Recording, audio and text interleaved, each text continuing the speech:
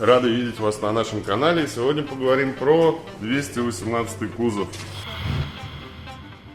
Это будет самый странный ролик. Ну что ж, ждет владельца вашего банана. Танцы с бубнами. Подшипник проворачивается в поддоне. Неужели вот этот маленький люфт дает вибрацию? Вот такая вот красота. Ничего сложного. Туда вставляете зубило. Однажды это случится. Просто саморез вкрутили Великолепно! и держится.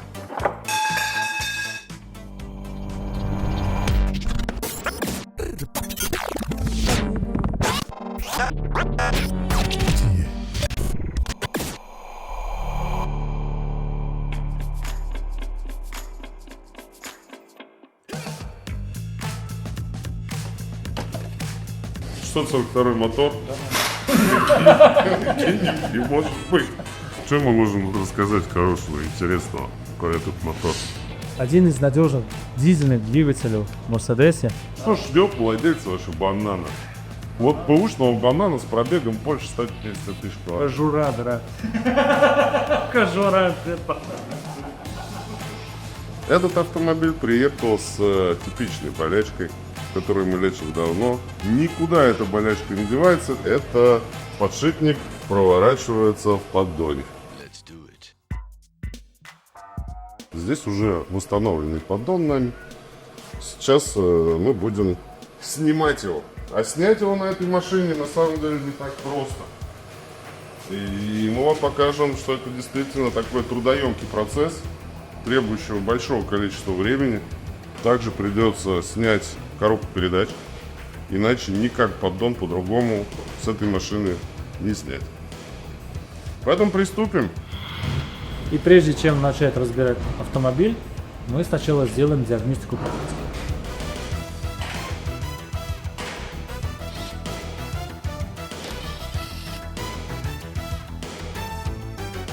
Обнаружены прогнившие тормозные трубки. Это в любой момент могут либо на трассе, либо где-нибудь потечь. Пропускать глушитель. Люфт в кардане, а именно на крестовине. А вот наш тот самый люфт. Подшипник просто внутри болтается, из-за чего происходит вибрация.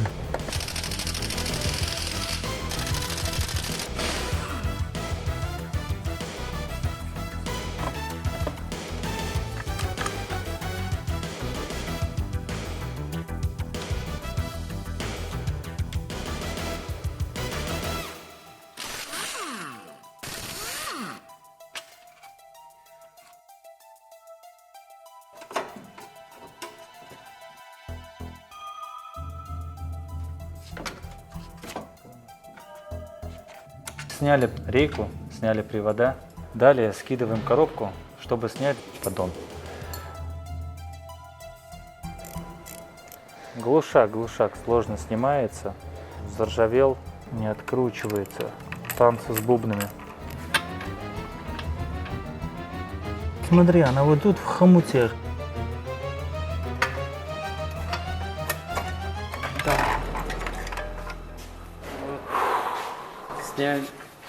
Сняли глушитель. Не поддавайся. Вытащили глушитель и все. И вот так вытаскиваете. Датчики всего лишь и все. Ничего сложного.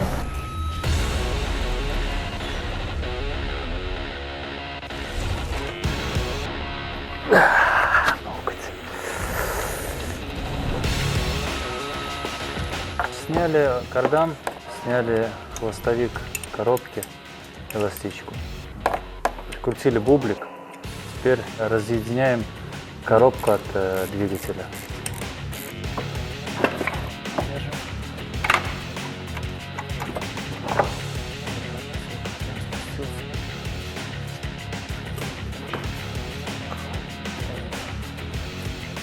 Вот и все. 55-й маховик. Откручиваем 8 болтов. Вот они, 3 болта, которые крепятся к поддону. Поэтому, чтобы снять поддон, нужно сначала задний сальник двигателя открутить. И далее уже все навесные. Вот он сальник сняли. Сальник одноразовый. обязательно новый ставим. Желательно оригинальный. Так. А внутри будет еще мешаться маслозаборная трубочка. Ее тоже обязательно нужно убрать, чтобы при всем поддону не сломать ее. Вот она, пластиковая.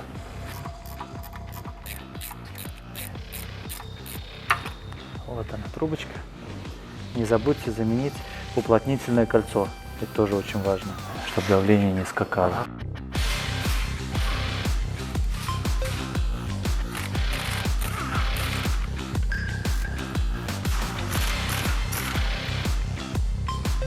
Отверточка аккуратно вот в эти отверстия.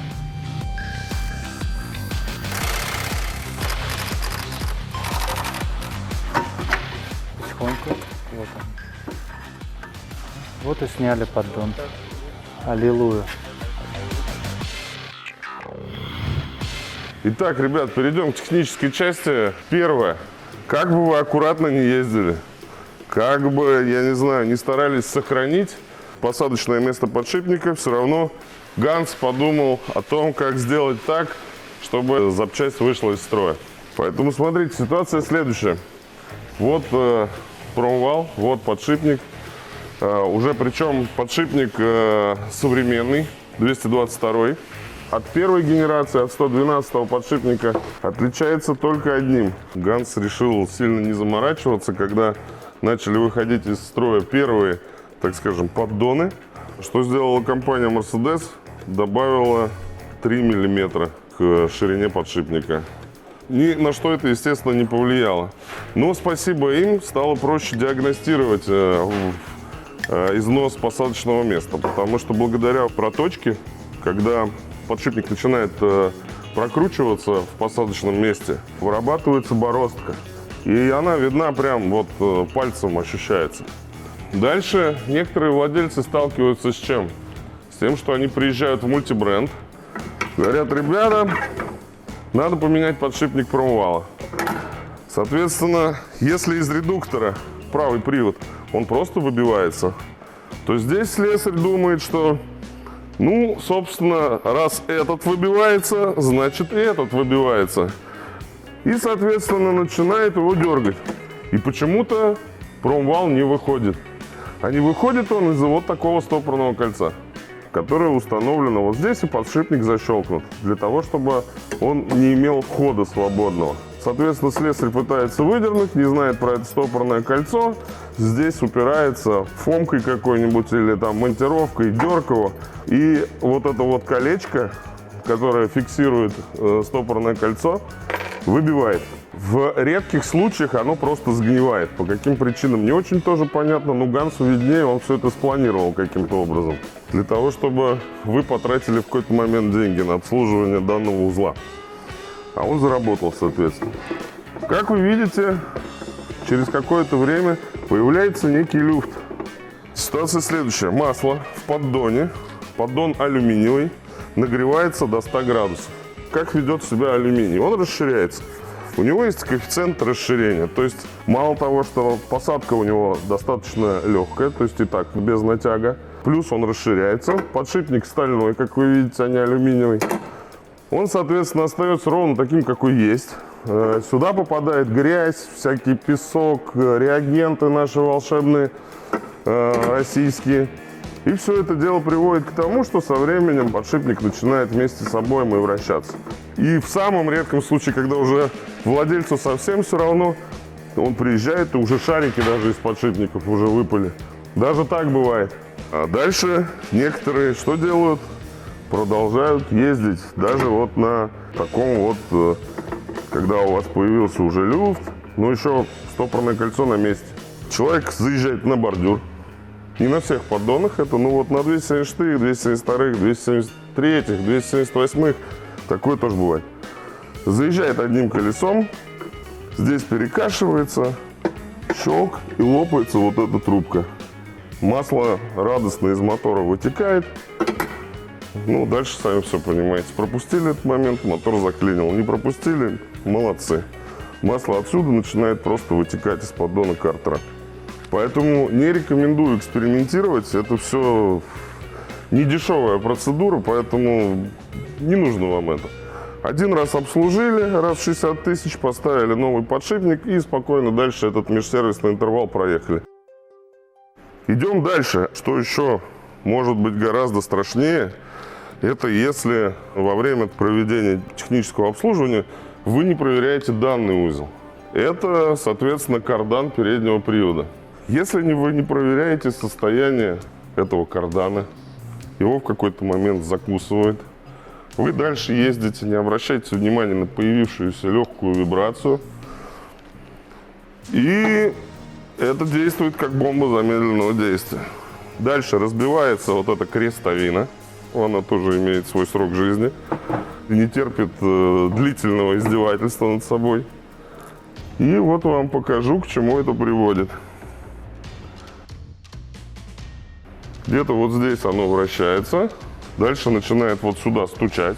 С этой стороны коробка передач крепится вот так, поддон по ходу движения стоит. И вот этим радостно карданом она откалывает вот эту часть. Может отколоть и вот здесь, может разбить, не дай бог, еще и колокол коробки. В общем, вот так выглядит, господа. Самая страшная проблема есть пробитие, как говорится. Со своей стороны мы решаем проблему и с данным узлом, и также на века исправляем то, что Ганс изначально придумал, чтобы это не ходило вечно. Вот. То бишь делаем достаточно плотную посадку. Она поплотнее, чем заводская. Вот эта втулка, она уже из бронзы. У бронзы коэффициент теплового расширения значительно меньше, чем у алюминия. И тем самым, если вы не запускаете уже совсем подшипник, ну даже скорее подшипник развалится, честно говоря, ничего уже с этим узлом не произойдет. Поэтому мы даем гарантию на это. В общем, вот так, господа. Обслуживайте правильно свои автомобили. Ну а если столкнулись с такой проблемой, то ждем вас, поможем, починим, сделаем надежно. Главное, о чем не сказали, что с данной проблемой сталкиваются практически все автомобили полноприводные. Это Е-класс, С-класс, С-класс, ЦЛС, да и многие другие. Вот не подвержена данной болячке только группа вся, у которых вот такой подшипник стоит. И, соответственно, крупные джипы большие, да, ГЛЕ, ГЛС, ГЛ, МЛ.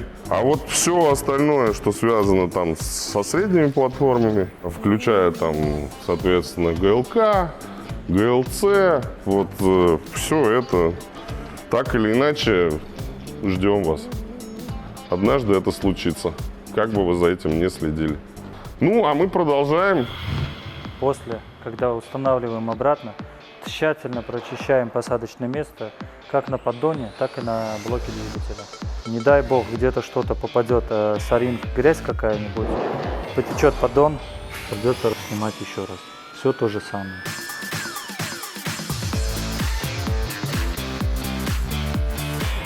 Пойдем устанавливать.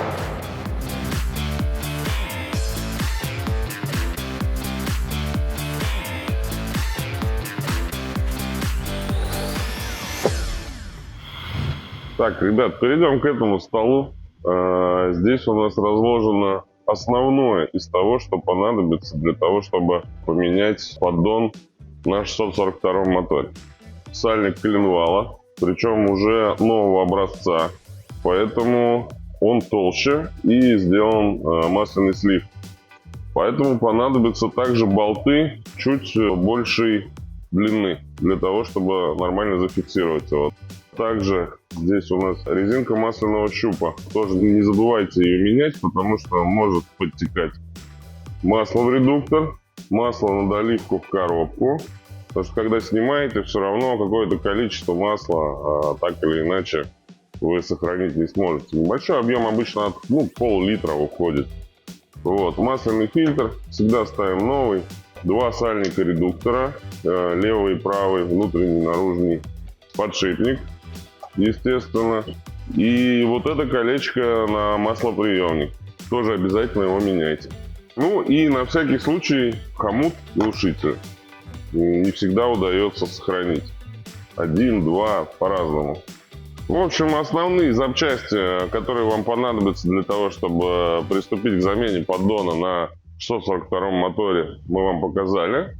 Поэтому давайте дальше приступим к сборке автомобиля. Поехали! Так, и вот эти переходы с поддоном на блок желательно бы чуточку герметика, чтобы мало ли оттуда не потекло.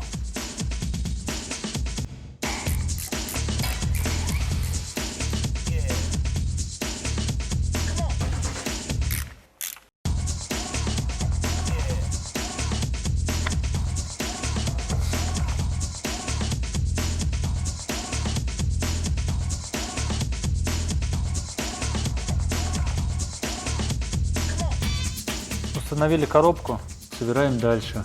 Все по обратной последовательности. Глушитель, привода установили, также устанавливаем сейчас рейку.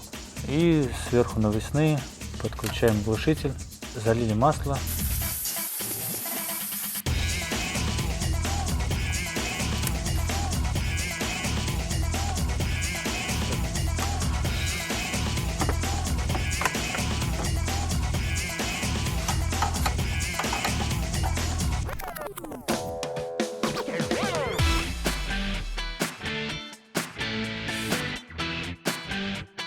У нас последние штрихи. Автомобиль готов.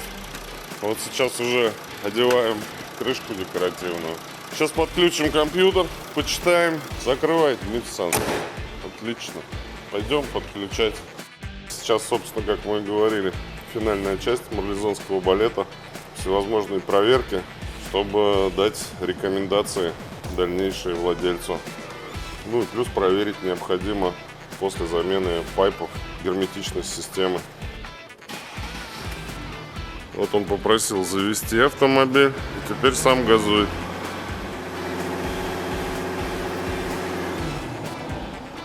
И выносит вердикт. Вот, проверка была в порядке. Поднимайте, Дмитрий Александрович. Ну что, великолепно.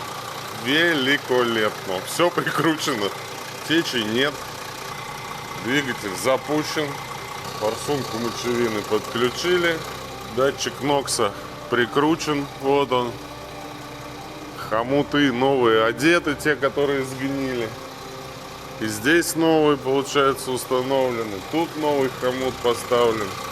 И там новый хомут поставлен. Между сажевым фильтром и катализатором. В общем, из рекомендаций, так как коррозия не обошла почему-то эту машину стороной, замена поддона коробки передач, соответственно, с фильтром, с маслом, какой-то антикор, потому что, ну, чудо чудесное, невиданное, конечно, сохранность автомобиля. Обычно там 218 кузов живет нормально, не гниет.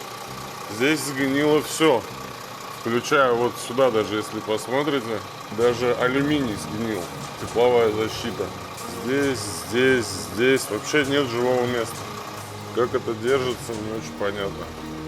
Сход-развал тоже будет достаточно проблематично сделать на этой машине. Придется еще менять болты. Вот тоже ржавчина все съела. Поэтому антикор, все разобрать, все проантикорить. И будет он еще долго радовать своего владельца. Ну а тем временем Дмитрий Александрович прикручивает защиты.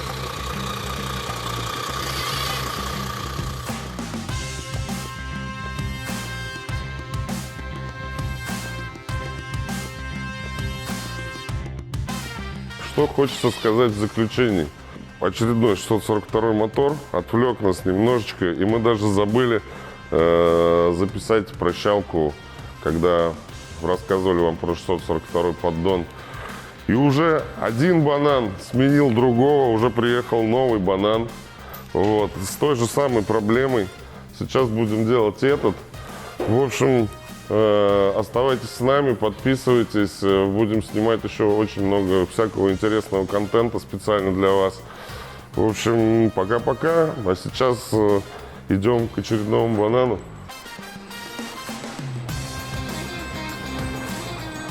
И сразу хочется сказать, что в этом выпуске в том числе расскажем про КВКГ. Вот, и почему у нас все в масле. Все везде в масле, все патрубки в масле, все в масле. Так что подписывайтесь.